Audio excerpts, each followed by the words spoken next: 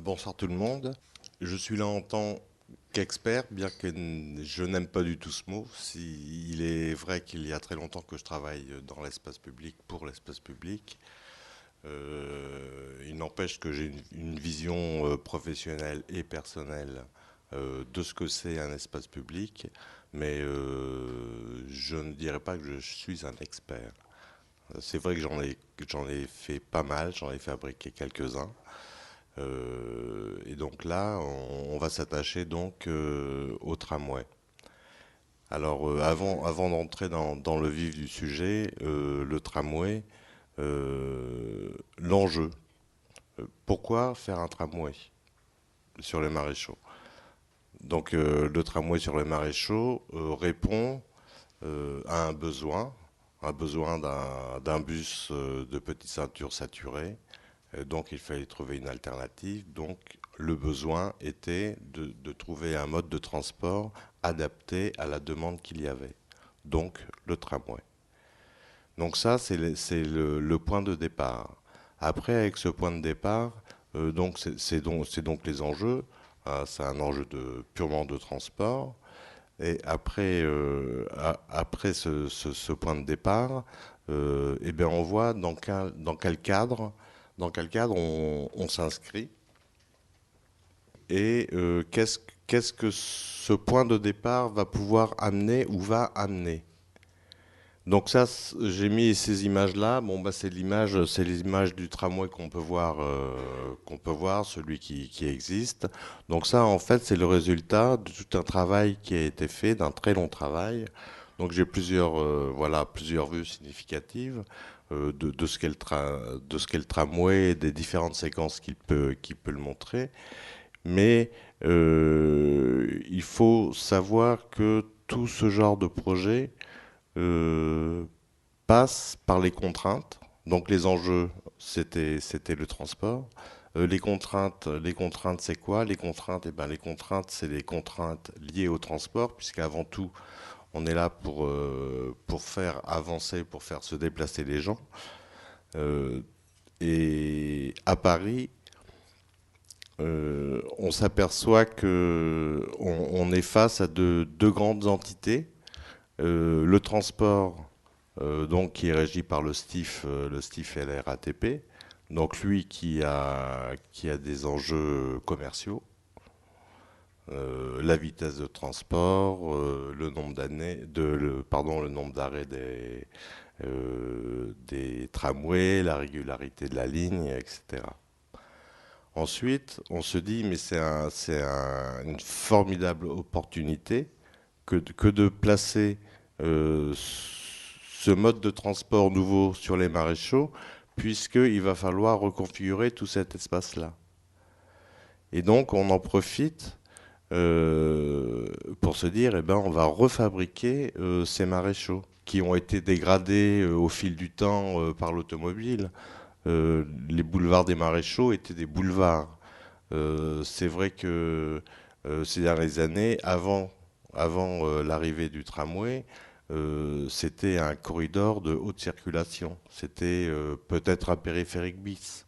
Enfin, c'est un peu péjoratif de dire ça, mais en fait, la vision qu'avaient les gens des maréchaux, c'était pas une vision de promeneur, ni une vision d'habitant qui le vivait peut-être plutôt mal. Hein, c'était une zone très conflictuelle. Donc l'opportunité de ce tramway, c'était de refaire ou de réinventer, c'est une expression que j'aime bien, réinventer les maréchaux. Les boulevards des maréchaux, à l'origine, étaient des boulevards plantés, des boulevards de promenade. Donc une fois qu'on a mis tout ça à plat, on s'aperçoit que donc on a un fil conducteur, le fil du transport, qui lui est dirigé par le STIF, la RATP, qui veulent des résultats, à juste titre, hein, puisqu'on est là pour ça. Et après, on se dit, on va traiter tous ces boulevards-là de façade à façade, et on va en profiter pour essayer d'arranger au mieux ces boulevards pour en faire quelque chose de plus humain, en tout cas d'apaiser et de retravailler vraiment l'espace public. Et c'est là que cette notion d'espace public prendre toute sa valeur puisqu'on parle vraiment d'un espace de partage. Hein, on vient mettre dans le fonctionnement basique, entre guillemets, des maréchaux qui étaient le monde de la voiture et le monde du piéton. Là, on vient remettre un autre acteur qui est le tramway. Et on en profite, eh ben, puisqu'on a le tramway, on va faire en sorte que les piétons soient mieux, on va faire en sorte que les cyclistes puissent se déplacer, et on va faire en sorte eh ben, qu'il y ait un peu moins de voitures quand même sur les maréchaux pour rendre tout cet espace-là beaucoup plus convivial, parce que les maréchaux, comme le disait Emmanuel à propos de la rue, c'est avant tout quelque chose pour se déplacer, mais c'est avant tout un lieu de vie aussi, puisque il y a des quartiers, il y a des riverains, il y a des gens qui vivent au quotidien et qui ne sont pas là pour se déplacer d'un point A à un point B. Donc, quand on considère tout ça, on essaye de fabriquer quelque chose qui fonctionne pour tous. Un espace public est un espace partagé. Donc, qui dit espace partagé dit concession, dit négociation. On n'est pas plus en faveur de l'un que de l'autre. Ou plus aussi, moi je serais plus en faveur du piéton que du véhicule. Mais justement pour préserver la vie locale, pour refaire revivre cette vie locale qui avait dégénéré et par la dégradation induite par les véhicules. Donc le tramway, c'est des images comme ça. On en arrive à des points de détail. Voilà, bon ça c'est le tricotage professionnel, hein, c'est comme ça qu'on arrive, on fabrique nos trottoirs. Mais avant d'arriver à tout ça, eh ben on part de loin. On part de très très loin parce on a beaucoup de données à engranger, à en prendre en compte. Alors là, j'ai montré les différentes enceintes et l'enceinte des fermiers généraux. Donc on s'appuie sur les contextes historiques de formation de la ville. On va s'appuyer sur le relief, les vallées, les points hauts. Donc on s'aperçoit qu'il va y avoir plusieurs séquences dans ce tracé des maréchaux là, qui est le petit tracé vert et bleu. Donc on s'aperçoit qu'il y a des séquences de franchissement, des franchissements de vallées, notamment de la Seine. Et puis on va monter sur les points hauts et on va arriver dans le nord de Paris où la typologie change aussi.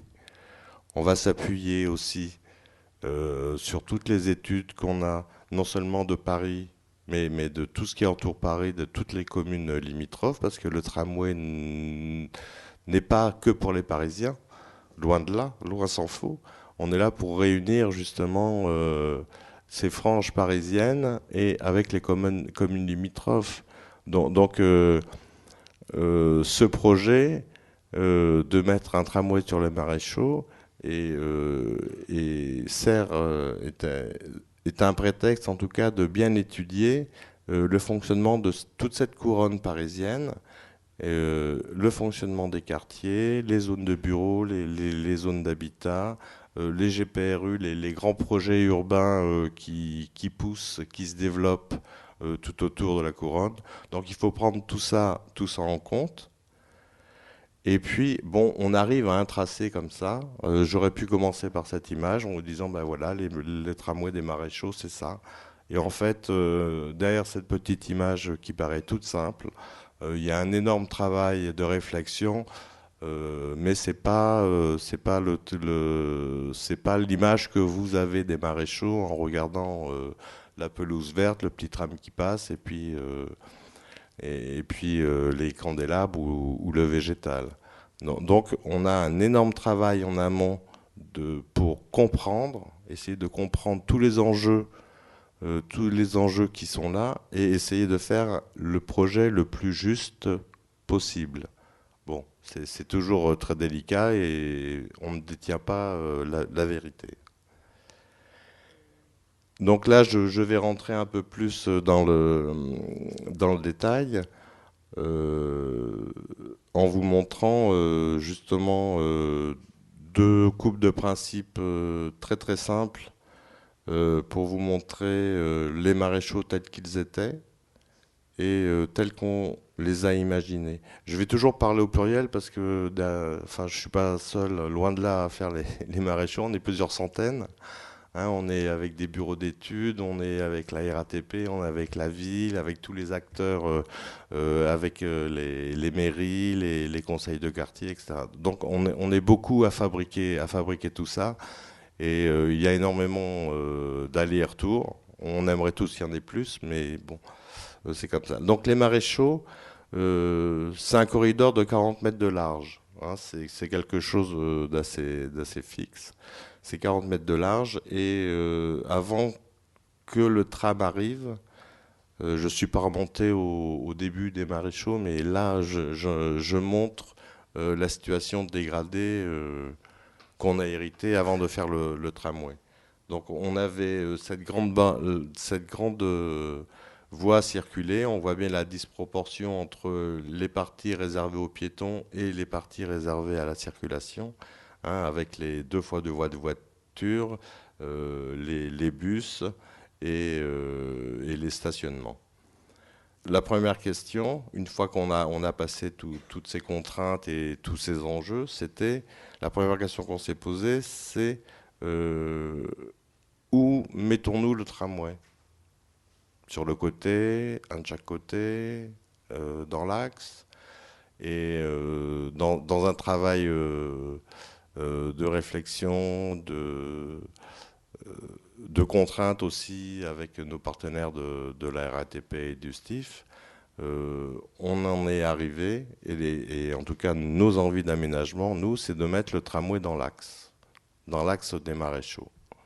C'est-à-dire que le tramway prioritaire, il va être dans l'axe des maréchaux et il va traiter équitablement le côté parisien du côté limitrophe. Bon, la grande idée, enfin, grande idée.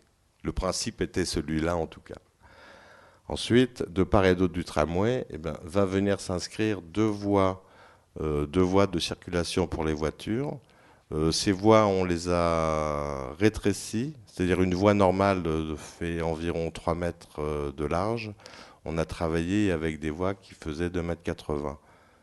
Un des grands enjeux, en tout cas, de cette requalification des maréchaux, c'était vraiment de retrouver ce côté boulevard, ce côté urbain, et gommer vraiment le côté périphérique, entre guillemets, ou en tout cas de voie rapide, voie express. Hein, donc c'est retrouver un caractère convivial, donc réduire la place de la voiture. Ensuite, latéralement, après les voitures, il y a les stationnements et les pistes cyclables.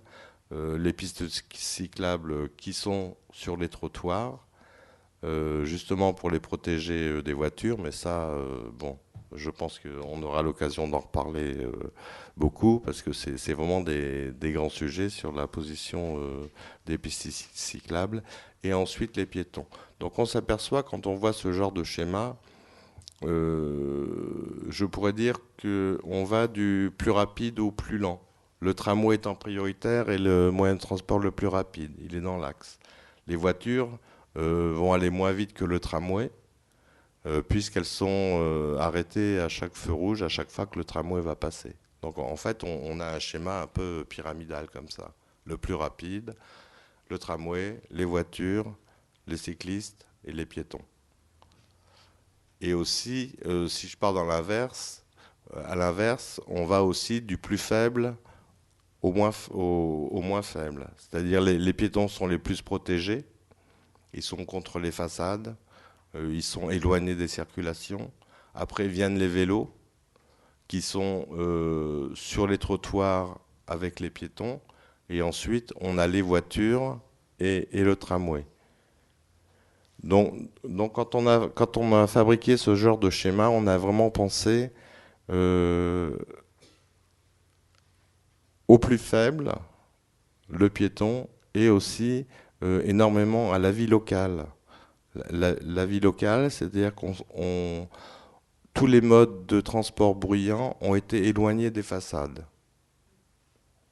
Hein, notre parti était vraiment d'élargir le plus possible les trottoirs et de minimiser l'impact, le bruit, la circulation, les mouvements rapides des riverains qui sont là et qui, eux, j'allais dire, sont statiques, entre guillemets.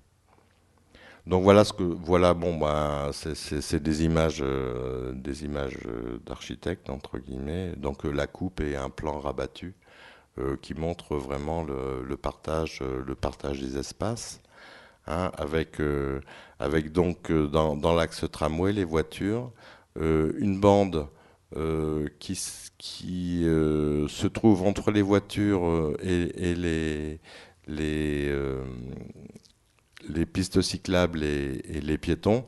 C'est une bande qu'on a appelée une bande active ou une bande de service. Cette bande de service qui est traitée en pavé va accueillir, va accueillir tout ce qui est nécessaire au fonctionnement de l'espace public.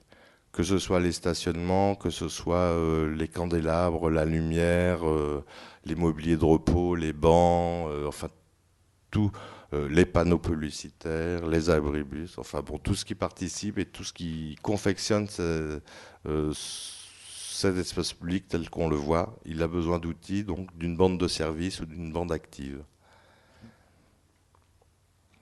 Le principe des stations. Donc là, j'ai vraiment mis des schémas parce que je pense que c'est plus compréhensible. Quand on dit le tramway est dans l'axe, forcément il faut qu'il s'arrête. C'est son but, hein. On est dans du cabotage. Donc le rythme des stations est dicté par plusieurs principes.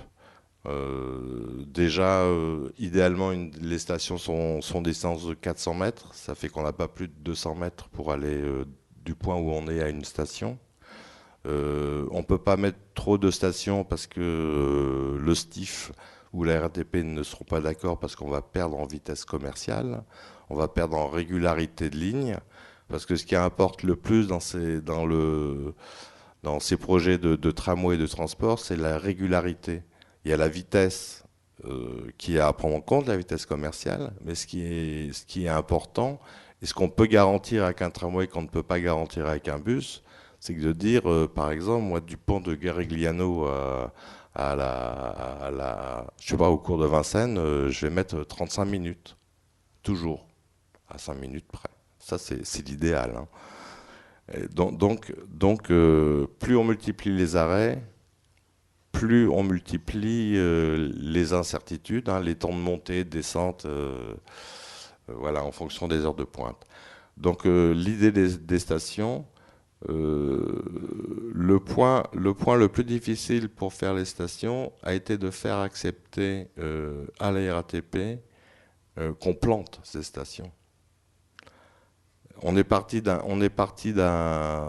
concept très très simple en disant on, on fait des trottoirs très larges de part et d'autre de ce tramway. Quand il y a une station, on est obligé donc d'enfler la place du tramway, donc de perdre de l'espace sur les trottoirs. Donc l'idée est toute simple, c'est que le trottoir, eh ben, on l'a rapproché des stations, tout simplement. Et donc les trottoirs étant plantés, on a voulu planter les stations aussi. En fait, ce qu'on prenait sur les rives, on l'a retranscrit dans l'axialité du boulevard, en voulant justement préserver ce côté symbolique du trottoir planté. Bien sûr, on ne plante pas des grands arbres, on ne plante pas les platanes comme il y a sur le Maréchaux, on plante des arbres de plus petite grandeur et qui servent aussi de signal puisqu'on a choisi la thématique des arbres à fleurs, même si ça ne fleurit pas très longtemps dans l'année. Donc on a énormément travaillé aussi sur la préservation du végétal. Ça, c'était un enjeu aussi primordial dans les maréchaux. C'est vrai qu'il y a eu il y a eu des abattages, c'est sûr. Je veux dire, c'est quelque chose qu'il faut intégrer, même si ça fait de la peine à tout le monde. Mais quand on est en train de remodeler comme ça un espace public, eh bien, il faut faire des concessions, c'est ce que je disais tout à l'heure. Et ça passe malheureusement euh, par des choses comme ça. on est obligé de couper des arbres. On s'attache à en couper le moins possible et à en replanter le plus possible. Mais on est contraint par cette bande de 40 mètres. C'est purement arithmétique. On doit empiler un tramway, des voitures, des pistes cyclables, des trottoirs. Donc, arrivé à un moment, eh ben, on ne sait pas repousser les façades. Donc, malheureusement, on est obligé de faire avec. Donc, le principe, c'est quand même de préserver le plus possible les arbres. C'est pour ça qu'on arrive à peut-être des parcours un peu tortueux, justement pour éviter le plus possible les arbres. Donc, voilà un peu le résultat de toutes ces données, de toutes ces réflexions. Euh, voilà les images qu'on peut montrer, les avant-après. Donc ça, c'est pris sur le tramway existant, puisque bon, bah, c'est des photos, c'est la réalité, hein. Donc là, on aperçoit le partage, je dirais courant des maréchaux. On voit ici euh, ce à quoi on s'attachait, c'est-à-dire avant des trottoirs restreints, beaucoup de voitures, la proximité des façades, et ce à quoi on a tendu et ce qu'on voulait, c'est-à-dire redonner le plus d'espace aux piétons, aux riverains, et donner envie de se promener sur ce boulevard que nous on qualifie de boulevard jardiné. L'idée de départ, c'était vraiment faire un boulevard jardiné, un grand jardin linéaire, d'où la plateforme de tramway engazonné, le plus de végétal possible, mais bon, on est en arbre d'alignement, et le plus grand espace possible pour la promenade, la convivialité, la vie riveraine, euh, voilà, la vie de quartier. Les opportunités aussi, profiter de ça pour justement gommer, je dirais, toutes les nuisances qui sont arrivées petit à petit, qui ont jamais... En fait, les maréchaux, ça n'a jamais été un projet comme on peut les faire maintenant, un projet d'urbanisme pensé sur les 10 ans ou les 20 ans. C'était simplement une succession d'opérations coup par coup qui ont été faites pour régler des problèmes, notamment tout ce qui est trémie ou autopont qu'on peut voir sur les maréchaux. C'était simplement pour faire face à l'afflux de véhicules. Qu'est-ce qu'il faut faire? On est congestionné, donc ben, on va faire moi j'appelle ça un peu vulgairement des égouts à voiture, mais c'est un peu ça, quoi. C'est-à-dire on fait des grands passages pour la voiture, donc la voiture est reine. Et donc, de retravailler l'espace public nous a permis de donner une autre image, par exemple, là, de la porte d'Italie. Bon, la porte de Versailles aussi, ça c'est quelque chose d'emblématique parce que une grande reconquête de l'espace public. Il faut dire que, j'ai oublié de vous dire, pardon, quand on traite les maréchaux, on part d'un point A à un point B, mais il y a une succession de séquences qui sont ponctuées par toutes les grandes portes. Et c'est là l'occasion de faire des choses un peu plus spectaculaires, des choses qu'on appelle des espaces majeurs. C'est vraiment des grandes croisées, c'est des grands lieux d'échange intermodaux. C'est là que se fait toutes les rencontres. Et donc on s'attache à faire des grands espaces conviviaux dans ces endroits-là. Là, je vous ai montré ce à quoi on est arrivé. Maintenant, je vais vous passer ce par quoi on est passé. Donc, on prend en compte, là, c'est des schémas pour fabriquer un bout des maréchaux. Là, voilà, on travaille sur des graphiques comme ça, qui sont des études faites par l'agence d'urbanisme, hein. Ce sont des études poussées par la PUR, notamment. Donc où on met toutes les contraintes, les enjeux, les poches résidentielles, les poches, les poches de bureau, les traversées, euh, tous les échanges transversaux, parce que c'est le plus important pour moi, c'est les échanges transversaux, pardon. On regarde au niveau d'un carrefour, quand on a positionné une station, on essaye de comprendre, de disséquer, de voir quels vont être les cheminements, euh, de trouver la position la plus confortable pour à chaque point d'arrêt trouver les liaisons intermodales les mieux adaptées, que ce soit avec le métro, le bus, le vélo, enfin tout ce qu'on peut imaginer. Voilà, je crée une station, je crée donc un point d'arrêt au tramway. Donc je crée forcément un endroit où il y aura beaucoup de gens qui vont circuler. Et donc, comment on va gérer tout ça? Ensuite, au niveau de la vie locale, on fait des études comme ça assez fines, jamais assez fines, il est vrai, mais assez fines quand même, où on dit voilà, sur cette portion de rue, j'ai des commerces, j'ai des habitants, j'ai des zones ici interactives. Donc comment je vais arriver à faire vivre tout ça? Donc on essaye le plus possible eh ben d'offrir les places de livraison pour les commerces. On identifie les grandes zones commerçantes. Est-ce qu'il faut mettre des places handicapées ici? Est-ce qu'il y a quels sont les besoins? On essaye d'aller le plus en avant possible, mais on reste quand même. On n'habite pas le quartier, c'est certain. Là, on travaille sur 15 kilomètres de long. Donc, on s'attache quand même à travailler le plus finement possible, mais on n'a pas la perception de l'habitant. Donc on essaye de se mettre à sa place, on fait des réunions de concertation, on s'appuie sur tous les documents qu'on a, on fait du terrain, et donc on travaille comme ça. Après, bon ben voilà, ça c'est le projet, je dirais, le projet de l'architecte qui arrivait là, mais en prenant en compte toutes ces contraintes-là, euh, le plus possible en tout cas. Parce qu'il y a les contraintes et il y a aussi les enjeux et j'allais dire les directives. C'est pas vraiment les directives, mais les souhaits de la ville qui sont nos clients quand même. Il faut dire qu'on l'architecte ne fait pas ce qu'il veut. Il faut vraiment prendre conscience de ça quand même. On est obligé de composer avec tous et notamment avec notre client, qui lui a des envies fortes qu'on doit traduire.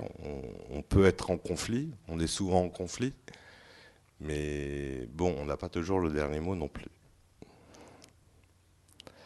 Donc là, je parlais de la surface, je parlais des contraintes, je parlais des enjeux, des opportunités. Donc dans les contraintes, il y a tout ce qui se passe sous les maréchaux.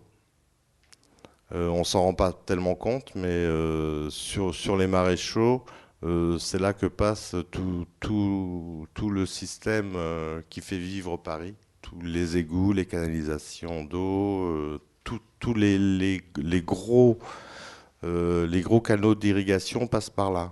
Après, bon, c'est des petites ramifications qui pénètrent dans la ville, mais tous les gros réseaux sont là. Donc quand on met un tramway, eh bien, on en profite, on se dit, bah tiens, on fait plein de travaux, donc on va en profiter pour refaire tout ça. Mais de toute façon, on est obligé de refaire tout ça puisqu'on met une plateforme de tramway qui ne peut pas bouger. C'est-à-dire on ne peut absolument pas laisser de réseau sous la plateforme de tramway. On ne saura pas aller les réparer. Donc tout ce qui est sous le tramway, on est obligé de le déporter latéralement. Donc là, c'est un énorme travail et c'est en fait ce qui est le plus perturbant quand on est en travaux parce que pendant plus un an et demi, voire 2 ans, eh ben, on voit un grand chantier et on ne sait pas du tout ce qui se passe. On creuse, on travaille dessous, mais il n'y a rien qui pousse. Après, en plan bon, bah, ça c'est des plans d'exécution pour vous montrer ce qu'est l'altimétrie, comment on doit travailler, amener un tramway Un tramway n'est pas souple, hein, il faut le savoir, est beaucoup moins souple qu'une voiture qui peut monter, descendre. Un tramway, lui, doit être le plus plat possible. Et donc, on est obligé de travailler l'altimétrie très finement. Et c'est l'altimétrie et c'est les mouvements du tramway qui donnent le rythme. On est coincé entre le tramway et les façades, les entrées d'immeubles. Et donc après, on doit remodeler l'espace public, retravailler les altimétries en fonction de ça. Donc c'est un travail assez délicat. Bon là j'ai mis pour enfin pour rire, non pas pour rire, mais pour montrer que s'il y a des grands enjeux comme ça, on est aussi obligé de travailler eh ben, oui, sur tout ce qui est panneaux. Panneaux de police, ça paraît bête, mais on a tout ça à faire. Nous, en études, eh ben, on travaille le détail. On fait énormément de carnet de détails dès qu'on sait qu'on arrive dans une zone qui va être difficile. On fait des plans de calpinage, c'est-à-dire qu'on se dit, bon ça c'est un morceau de la Porte Dorée par exemple, et ben on dessine pierre par pierre ce qu'on veut. On dessine nos bordures en expliquant aux entreprises eh ben, que pour faire un Lincoln, il faut ces pièces-là. Pour faire n'importe quel aménagement, eh ben, on a un vocabulaire, on a un lexique, on a des Legos. Voilà, on est limité, on a une centaine de Legos et puis ben, on compose, on les fait avec. Et avant tout ça, c'est une planche d'essai qu'on a fait. Donc on fait des planches d'essai grandeur nature dans un site de la ville de Paris où on met en place ce qu'on souhaite, ce qu'on aimerait et les matériaux. On essaye différents matériaux. Euh, en se disant, bon bah tiens, les pistes cyclables, on les fait comment? On les fait en béton, on les fait en asphalte, on les fait en enrobé végétal, les trottoirs, comment on les traite. Et puis donc on fait des répartitions comme ça et tout le monde passe. Enfin, quand je dis tout le monde, c'est pas le kidam qui passe, mais en tout cas tous les décideurs passent, c'est-à-dire la RATP, la ville, les associations passent pour regarder, notamment les malvoyants, pour voir. On met des bandes tactiles qui guident les malvoyants, par exemple, en bordure de pistes cyclables. Bon, on fait tester tout ça grandeur nature. Et après, il y a un choix qui est fait par les politiques. On essaye de l'orienter, mais ça marche pas toujours. Donc voilà. Et puis on fait des images de synthèse. Donc les premières images qu'on a vues, c'était une réalité. Ça, c'est ce qu'on fait en projet pour montrer ce que ça sera. Et donc on va voir si la réalité sera conforme à ce qu'on a pensé en tout cas. Ça, voilà, bon, port de Bagnolet existante, port de Bagnolet telle qu'elle sera.